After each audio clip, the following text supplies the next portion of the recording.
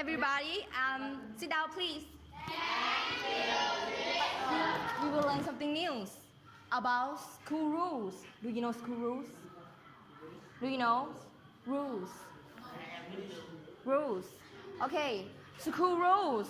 สิ่งที่พวกน้องเฮ็ดหยังนี่พวกน้องต้องใส่หยังใส่หยังมองเฮียน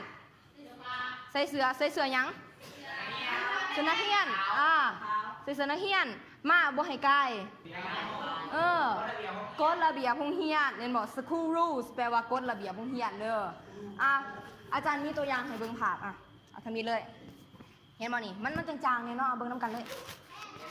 เห็นแล้วเนาะมันหยังนี่กินเหล้าห้ามหยังห้ามกินอาหารห้ามกินอาหารในห้องเรียนเป็นภาษาอังกฤษในห้องสมุดเรียนเนาะถูกต่อไปเบิ่งนำกันเด้อ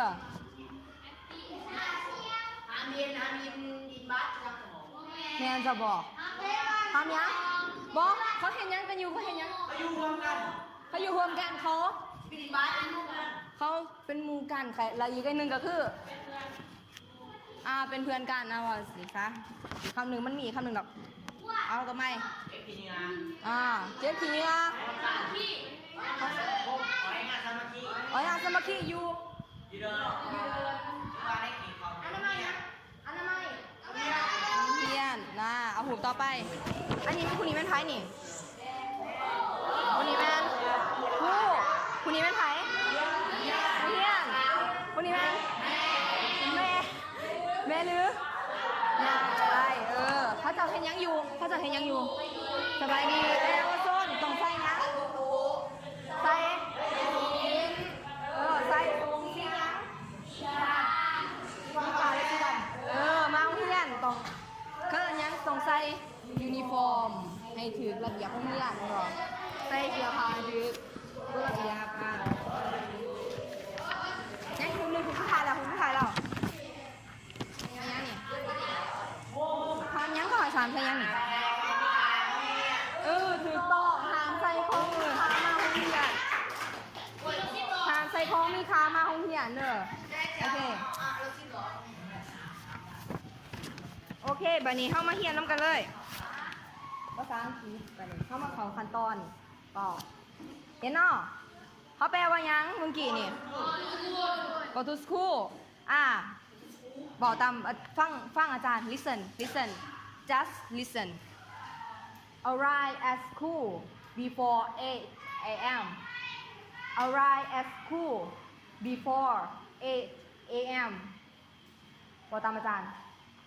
arrive at school before 8 a.m. arrive at school before 8 a.m. เอาผู้นั้นbefore 8 a.m. a.m. ถูกต้อง arrive at school before 8 a.m. great good แปลว่ามันแปลว่ามาเรียนก่อน8 โมงถูกต้องทุกคนไปถูกไหมตรงมือเสร็จโอเคเขาแปลว่ายังคำนี้นี่ stop หรือหามยังเขาภาษาอังกฤษ don't just listen to me please just listen don't eat food in the classroom don't eat food in the classroom don't eat food in the classroom repeat after me don't eat food in the classroom in the classroom great เอาพูดนะeat food don't eat food don't eat in the classroom โอเคเอาพูดข้างหลังลองมา don't eat food in the classroom โอเคเอาไปไหมพวกน้องคิดว่ายังทำนี้ตอนพวกน้องคิดว่ายังเป็นหมู่ฮักแพงกันเนาะโอเคฟังภาษาอังกฤษ คอยไปน้ำหลัง respect ฟัง just listen respect เนาะ just listen ฟัง respect all the students properly okay respect all the students properly คอยบอกตามอาจารย์ respect all the students properly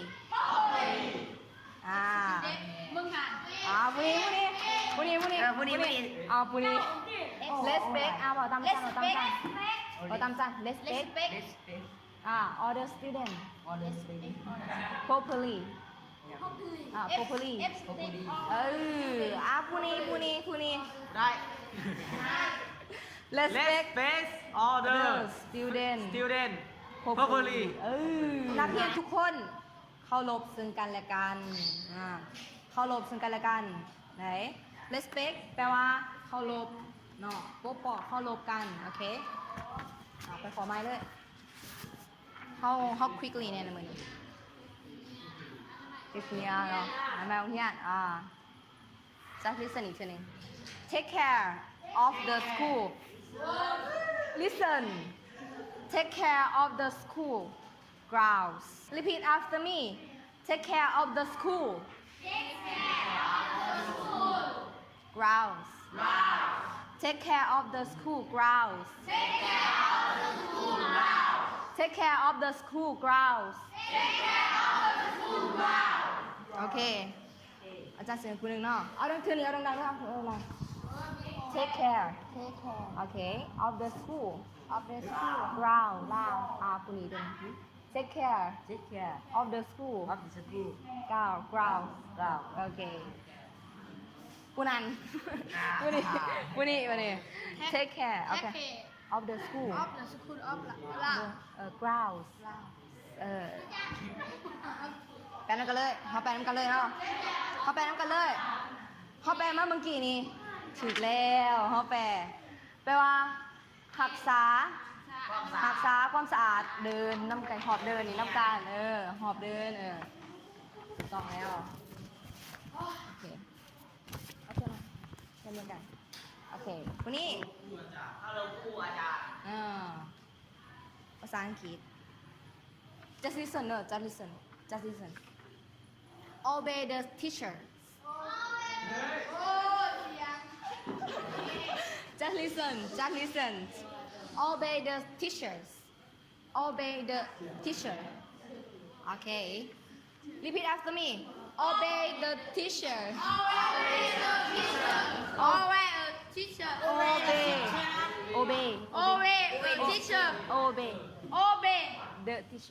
obey the teacher เอาปุ่นนี่เอาโอเคเอากันเอาปุ่นบ้างเลย Obey the teacher obey the teacher Obey the teacher เอาปุ่นนี้มาไหม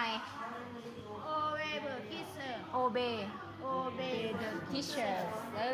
เก่งไรทุกคนเขาชัดเจนแล้วเนาะว่าแปลว่าหยัง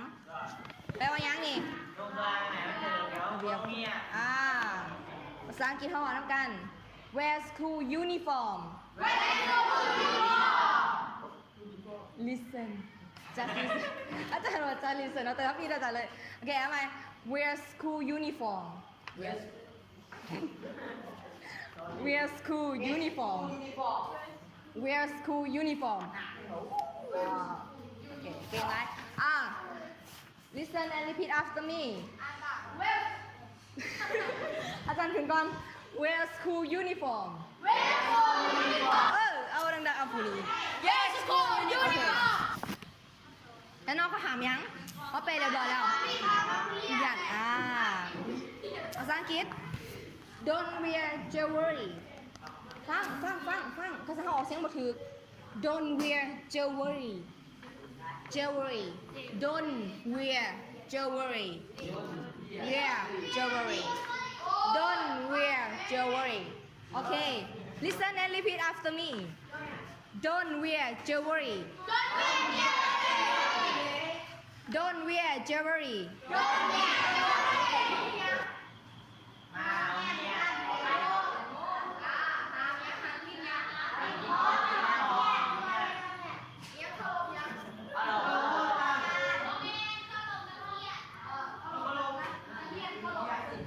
โอเค แล้วก็เข้ารบยังโอ้ใส่ยังนี่ถามใส่ของยังของอันนี้เป็นกฎระเบียบของเฮียนเขาเนาะฟังคำถามเลยฟังคำถาม Are the rules in your school ฟังคำถาม Are the rules in your school the same or different ฟังคำถาม Are the rules in your school the same or different อาจารย์คำถามที่อาจารย์ถามไปนี่ถามว่ากฎระเบียบของโรงเรียนเนาะกฎระเบียบของโรงเรียนเนาะเองเนาะมีส่วนคือและต่างกันแนวใดกับโรงเรียนเขานี่เบิ่งเนาะมันคือแนวใดมันคือเบิดบ่คือบ่คือผู้นี้ว่าจะไหนนี่มันขอได้ขอเจ็ดห้ามใส่เครื่องประดับแม่นบ่โรงเรียนน้องบ่ได้ห้ามเนาะคือมาลายถ้าห้ามซื้อเขามีค่าเนาะเขาจะห้ามซื้อเขามีค่ากับตัวนี้ตะวะเอาเบิ้งคืนน้ำกันเบิ้งให้เวลา1 นาทีคืนน้ำกันเบิ้งมันคือหรือบ่คือเบิ้งก่อนเด้อตัวกับเรือนกับเรือตามนี้เลย แม่นบ่รักษาความสะอาดหอบเดินแสดงน้องเก่งร้ายน้องเป็นคนรักษาความสะอาดแต่ว่าวันนี้เอ่ยถามเรื่องแต่ว่าเอ่ยถามเรื่องกฎระเบียบของโรงเรียนน้องมันมีบ่ตัวนี้ถ้ามีแสดงว่าโอเคถ้าบ่มีเขาก็มาคืนน้ำกันมีบ่เนาะมันคือบ่เนาะของโรงเรียนน้องบ่คือบ่เนาะมาก่อน8 โมงมันคือบ่บ่มาโรงเรียนก่อน8 โมงบ่ให้กาย8 โมงแต่ว่าเราไปจะได้บัดนี้มันคือกันเบิดเนาะเรามานี่หาข้อแตกต่างมึงเอาจักโรงเรียนเสื้อโรงเรียนมันต้องมีลายกว่านี้แม่นบ่มันต้องมีลายกว่านี้ขึ้นมึงโรงเรียนน้องมีหยังแตกต่างมีเอาจัก2 ข้อที่แตกต่างยูนิฟอร์มมันจักอยู่ในยูนิฟอร์มสินเครื่องต้องใส่เสื้อขาวต้องใส่เยาวชนแม่นบ่ต้องใส่แพะใส่ใส่เสื้อที่สีเนาะแม่นบ่แม่นใส่จัดอยู่ในยูนิฟอร์มถึกแล้วพวกนี้แล้วมาคือข้อที่แตกต่างก่อนข้อที่แตกต่างเฮามีหยังแน่เอาจัก2 ข้อแตกต่างของผมลองเองเลยคือนั่นนี่คือน้ำมันจานเด้อโทรศัพท์เลยโทรศัพท์อะไรดีวะเมียมันบอกเขามีบ่ได้นี่มีแต่ข้างนอกมีน่ะมันบอกนี่โทรศัพท์แหละโทรศัพท์ยังอีกเอาอีกนึง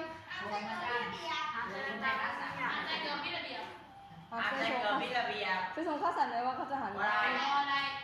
ใช้เกิดพิระเบียบเนาะครับมีคมเขามีคมแล้วยังอีกรถเด้จริงๆเขาให้ขี่มาหรือบอกขี่มาขี่ได้บ่ได้บ่มียังมีโทรศัพท์ยังหาใส่โทรศัพท์หามยังหามเครื่องมือหามใส่อาวุธเนาะแม่นบ่ Don't wear ยัง short skirt or short trouser เนาะหามใส่ทรงผ้าสารหามใส่สีสันเนาะเป็นใส่สีสันเฉินแล้ววันนี้เป็นด้านนั้นวันนี้มาฟังคำถามกันการมีคำถาม Teacher I will ask you and you answer me but short answer สิถามพวกน้องตอบแต่ว่าตอบเป็นคำถามสั้นๆ yes no questions พวกน้องรู้จัก yes no บ่ yes กับ no ถ้ามันถือกับพวกน้องตอบ yes ถ้ามันบ่ถือมันบ่แม่นตอบ no เนาะโอเคฟังคำถามกันเด้อฟังคำถามกัน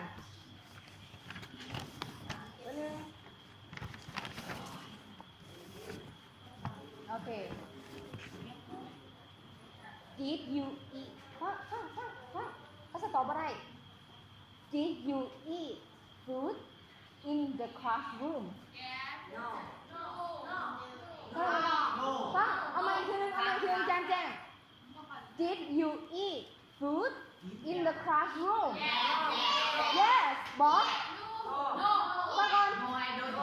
จะทำยังกินเขาในของเรียนบอก yes เห็นยัง yes เหรอเราตอบ yes เหรอเพราะอะไรเพราะระเบียบจะไหน กินของในห้องเมีย ต้องตอบว่าเอาไปเอาเธอนึงเอาแจ้งโอเคอีกอันนึงcould you use the phone in your classroom no good เอาอีกอันนึงคือใครล่ะ did you wear uniform to your classroom คือสี่เมย์ฟอร์มเขาเบอร์ฟอร์มการสางเข้ามาควรหรือบ่ควรนี่ยังนี่บนน้องเทนเนาะนี่ซับเจกนี่ยังตัวนี้เป็นซับไมเคิลเซียกัน must อาจารย์เราเซนฟัง must just listen must โอเคพร้อมกัน must ตัวนี้แปลว่าควรตัวนี้แปลว่าควรเด้อจือเด้อเขียนหรือบ่เขียนก็ได้หากใครอยากให้จือถ้าว่า must แปลว่าควรเด้อแปลว่าควรนี่ควรตัวนี้แม่นเข้ามาควรตัวนี้มีประสิทธิภาพเด้อเข้าว่า must 100%แบบเกือบ100%เลยเข้ามาต้องเฮ็ดจะควรนั่นนี่ตัวนี้100%ค่อนข้างจะบังคับแต่ว่ามันต้องเฮ็ดนะมันจำเป็นมันสำคัญไว้นำเวิร์บ1น้องเฮ็ดยังเวิร์บ2 1อีเวิร์บ2 1object เป็นของนี้เนาะตัวประกอบเห็นเนาะไปนั่นตัวนี้อาจารย์มันมีขวดแล้วก็มียังขวดนี่ subject นี่ master ของกันอาจารย์ master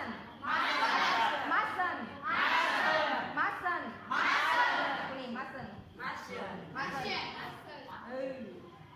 นี่ตัวนี้มีขวดแล้วเนาะแล้วก็มีบอกควรแม่นบ่มีของบอกควรไปนำบวก1คือเก่าไปนำ object คือเก่าถ้าน้องสร้างผู้น้องสร้างได้บ่ลองอิงใส่แบบนี้เบิ่งเบิ่งอาจารย์ตัวอย่างหน่อยนึงตัวนี้ไม่ยัง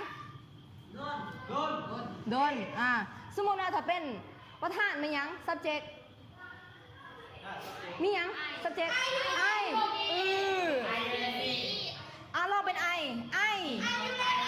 หยุดmustn't หรือ must mustn't เอาโดนออกเนาะmustn't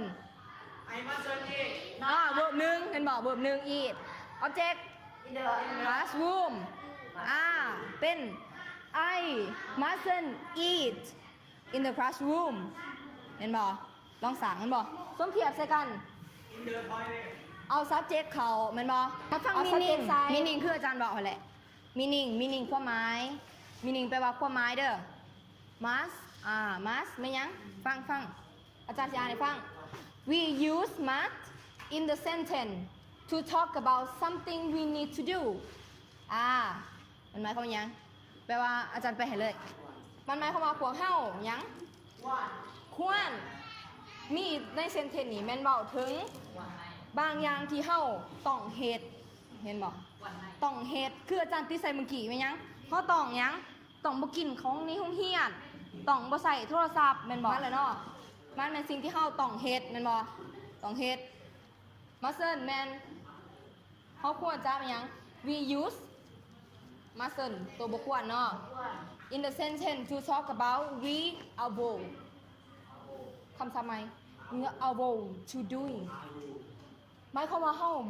ควรเฮาย้ำเฮาใส่มาเซินนี่เฮาใส่เข้ามาบ่ควรนี่ในประโยคที่เว้าถึงสิ่งที่หลีกเลี่ยง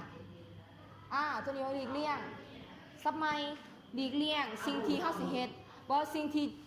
บ่ควรเฮ็ดมันซะคืออาจารย์บอกหั่นแหละตัวนี้แม่นยังควรตัวนี้แม่นบ่ควรแม่นบ่เฮาควรเฮ็ดตัวนี้เฮาตัวนี้แม่นเฮาต้องหลีกเลี่ยงบ่เฮ็ดบ่กระทำตัวอย่างเบิ่งสั่งกับอาจารย์จะ1กับ2อันอันที่1เอาตัวควรเขาเห็นในประโยคเมื่อกี้ยังมี subject เนาะยังแอบเบิ่งไอมัสเบิ่งตามประโยคเด้อไอมัสยังต่อไป ดี๋ยวตัวนึงบอในตัวประโยคมึงขี่เที่ยวเฮียนกัน I must arrive arrive แม่นแหละ arrive ยัง arrive arrive เขาเห็นประโยคทมิตร arrive as as school อีกแล้วได้คะแนนปีอีกว่านี้arrive at school before 8 a.m.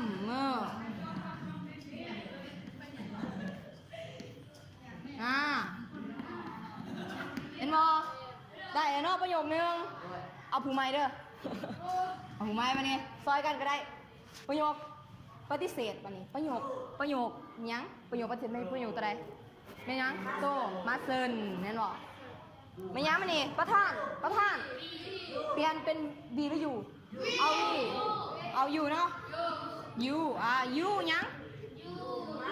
มาเซินยูมัสเซนยัง eat ง่ายๆเนาะ eat verb ยัง verb eat verb ยัง verb verb หนึ่ง in the classroom มันนี้ไปต่อเลย in the classroom in the classroom classroom สเปลอะไรอาจารย์ฟังไหมคะ C L A ยังอีก S